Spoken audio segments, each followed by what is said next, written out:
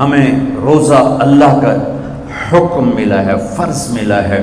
جیسے اللہ بہت بڑا، اللہ کا حبیب اس کے بعد بہت بڑا، یہ دونوں مل کے کہہ رہے ہیں روزہ رکھو. اب چھوڑیں گے؟ رمضان آ رہا ہے اور میرے نبی آمد سے پہلے ممبر پر کھڑے ہوتے ہیں اور کہتے ہیں وہ کون آ رہا ہے، ماذا یستقبلکم وماذا تستقبلون. پھر فرماتے ہیں وہ کون آ رہا ہے، ماذا یستقبلکم وماذا تستقبلون. پھر آپ کہتے ہیں وہ کون آ رہا ہے، ماذا یستقبلکم وماذا تستقبلون. 3 دفعہ وہ کون آ رہا ہے، وہ کون آ رہا ہے، وہ کون آ رہا ہے. صحابہ ویکھن لگ گیا آیت ہے کوئی نہیں جی کی فرما رہے ہیں، او آ رہے ہیں، او آ رہے ہیں، او آ رہے ہیں. تو حضرت عمر کھڑے ہو گئے، یا رسول اللہ اوحی نزل، بندہ تو کوئی ہے نہیں تو کیا وحی آئی ہے؟ ہمیں کہا نہیں. تو کیا کوئی دشمن آ رہا ہے جو آپ نے دور سے دیکھ لیا ہے اور ہم اس کی تیاری کریں؟ ہم نے کہا نہیں. تو کہا تو پھر کون آ رہا ہے؟ ہم نے کہا رمضان آ رہا ہے، رمضان آ رہا ہے. فرض 70 فرضوں کے برابر، نفل فرض کے برابر. تراویح کے ہر سجدے پر 1500 نیکی، ہر سجدے پر 1500 نیکی. تراویح کے ہر سجدے پر جنت میں خوبصورت گھر جس کے 60,000 سونے چاندی کے دروازے. تراویح کے ہر سجدے پر جنت میں ایک درخت سونے چاندی کا جس کے نیچے 100 سال عربی گھوڑا دوڑ سکتا ہے. یہ میرے رب کا کرم فضل انعام. شیطان قید کر دو، ہو گئے. جنت کے دروازے کھول دو، کھل گئے. جہنم کے بند کر دو، بند ہو گئے. اے مچھلیوں، اے چونٹیوں، اے پرندوں، اے پروانوں، اے سانپ بچھو، تم بھی روزے داروں کے لیے دعا شروع کر دو. کر دی. سمندر کی مچھلیاں، زمین کی چونٹیاں، روزہ رکھنے والوں کے لیے دعا. اور افطاری کے وقت دسترخوان بچھا ہوا ہے، کھانا سامنے ہے، کھا نہیں رہا، ہاتھ اٹھا کے دعا مانگ رہا ہے. میرا اللہ کہتا ہے انہوں کڑی شہر ہو کی بیٹی کھاندہ کیوں نہیں، یہ پیندہ کیوں نہیں؟ دسو نا فرشتے ہو، دسو نا یہ کیوں نہیں کھاندہ، یہ کیوں نہیں پیندہ؟ کہ مولا تیری خاطر کہ بس ٹھیک ہے پھر میری تسبیح چھڑ دیو تو میرے روزے داران دی دعا تے آمین شروع کر دو. حتیٰ کہ اللہ عرش کے فرشتوں سے فرماتا ہے کہ میری تسبیح چھوڑ دو.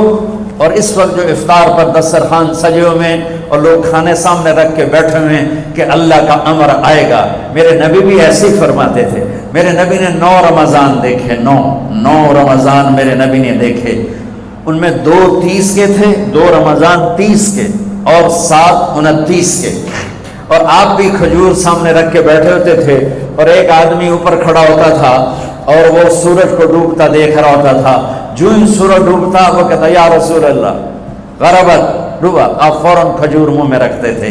آپ سحری بالکل آخر میں کرتے تھے اور افطاری فوراً کرتے تھے تاکہ امت پہ بھوک کا ٹائم تھوڑے سے تھوڑا ہو.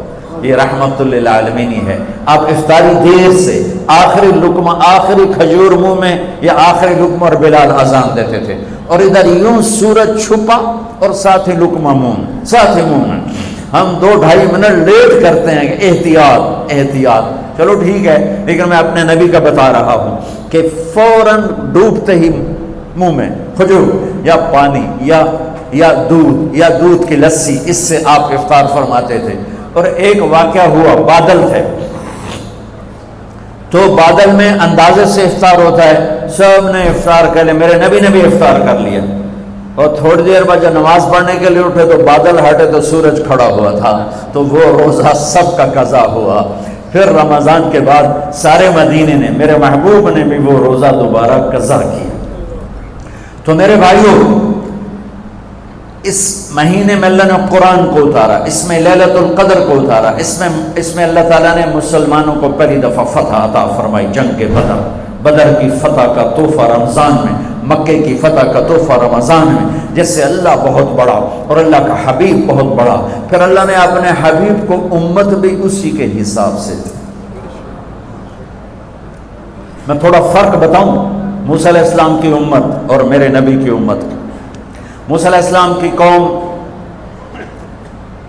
آگے موسیٰ پیچھے ہارون، اور چلتے چلتے سمندر پہنچے. آگے آ گیا سمندر، پیچھے آ گیا فرعون. قال اصحاب موسیٰ، موسیٰ علیہ السلام کے ساتھی صحابہ اس میں طنز ہے کہ اتنی صحبت اٹھا کے بھی عقل نہ آئی.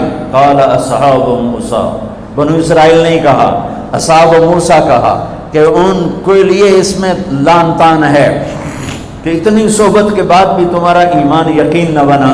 کہنے لگے انا لمدرکون، موسیٰ تو نے ہمیں مروا دیا، پکڑوا دیا، اب آگے سمندر ہے، پیچھے فرعون ہے، ان کتنے جاویے.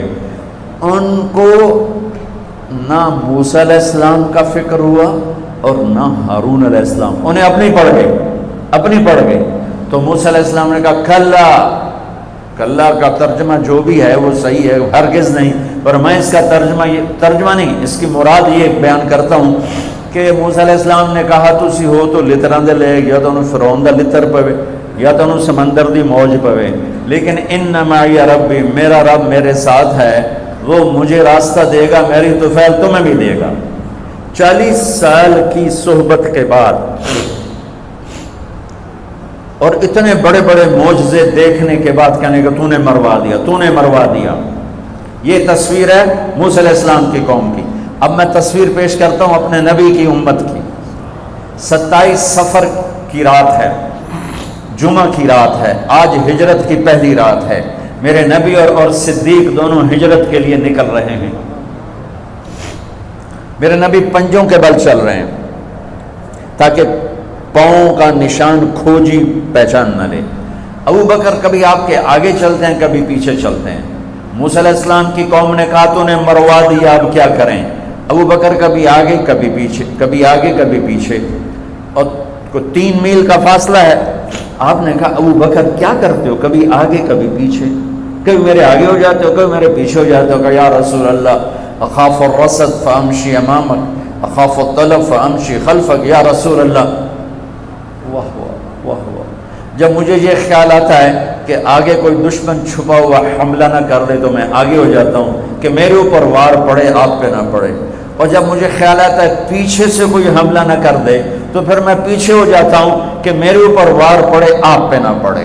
انا لمدرکون. اور یہ صدیق کا عمل مقابلہ کر کے دیکھو. پھر جب غار ثور پہ چڑھنے کا وقت آیا تو آپ کے 4 میل چلنے سے پنجے سارے زخمی ہو گئے، آپ نہیں اوپر چڑھ سکے.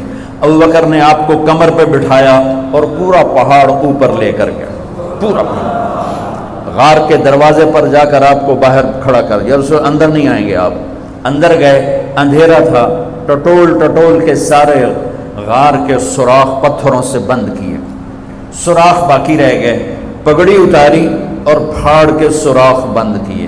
پھر سوراخ باقی رہ گئے تو کرتا اتارا اور پھاڑ کے سوراخ بند کیے.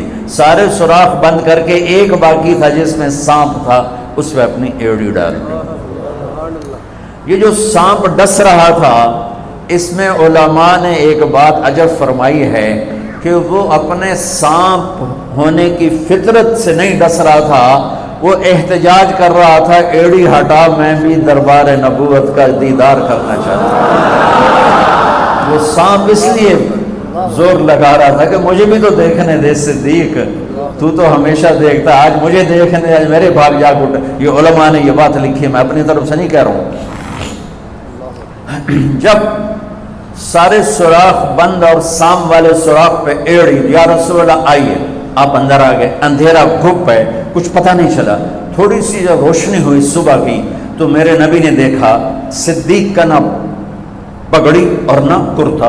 تو آپ نے فرمایا ابو بکر اچھا بھلا تو تھا، وہ کرتا کہاں گیا، تیری پگڑی کہاں گئی؟ تو انہیں دکھایا یا رسول اللہ یہ آپ سوراخ دیکھ رہے ہیں، مجھے ڈر لگا کوئی ان میں کوئی چیز ایسی تکلیف دینا ہو، تو میں نے کرتا پگڑی پھاڑ کے یہ سارے سوراخ بند کیے. تو میرے نبی چھلک پڑے، ایک دم روئے اور ہاتھ اٹھے، اللہ میں ابو بکر سے راضی ہوں، تو بھی اس سے راضی ہو جا، اور یا اللہ اسے جنت میں میرا ساتھی بنا دے. اسی وقت جبریل اترے، یا رسول اللہ ابشر، یا رسول اللہ خوشخبری ہو، اللہ آپ کے ابو بکر سے راضی ہو گئے اور جنت میں آپ کا ساتھی بنا دیا. اللہ نے امت دی. وہ امت کہہ رہی ہے تو نے مروا دیا، اب ہمیں بتا تو ڈوب یا بچا، ہمیں بتا ہم کیا کریں.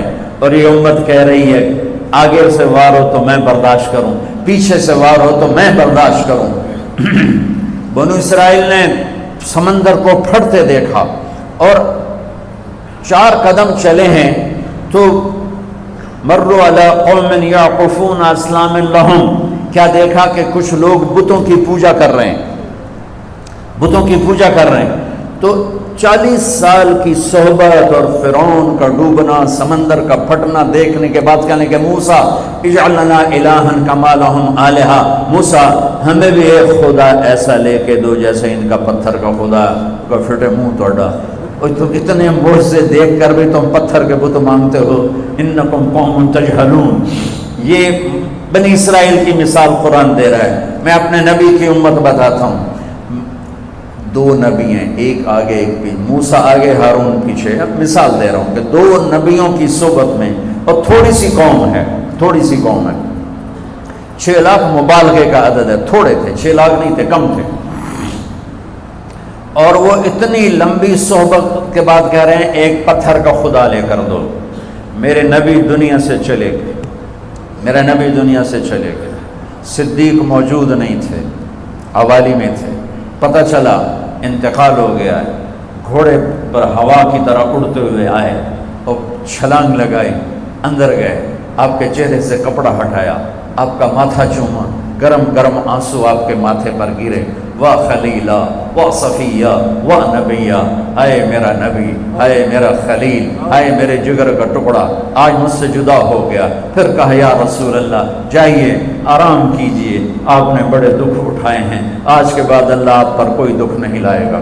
اس کے بعد آپ مسجد میں آئے، مسجد بھری ہوئی تھی، نبی دنیا سے جا چکے ہیں، وہاں دونوں نبی موجود ہیں، کہہ رہے ہیں پتھر کا بت لے کے دو، یہاں نبی جا چکے ہیں، عمر تلوار نکال کے کھڑے ہیں، جو کہے گا فوت ہو گیا میں قتل کر دوں گا، وہ فوت نہیں ہوئے، وہ اللہ کے پاس گئے ہیں، جیسے موسیٰ گئے تھے اللہ کے پاس اور واپس آئے تھے، میرے نبی بھی واپس آئیں گے، ساری دنیا کے باطل سے مقابلہ کریں گے، لہٰذا کوئی نہ کہے فوت ہو گئے۔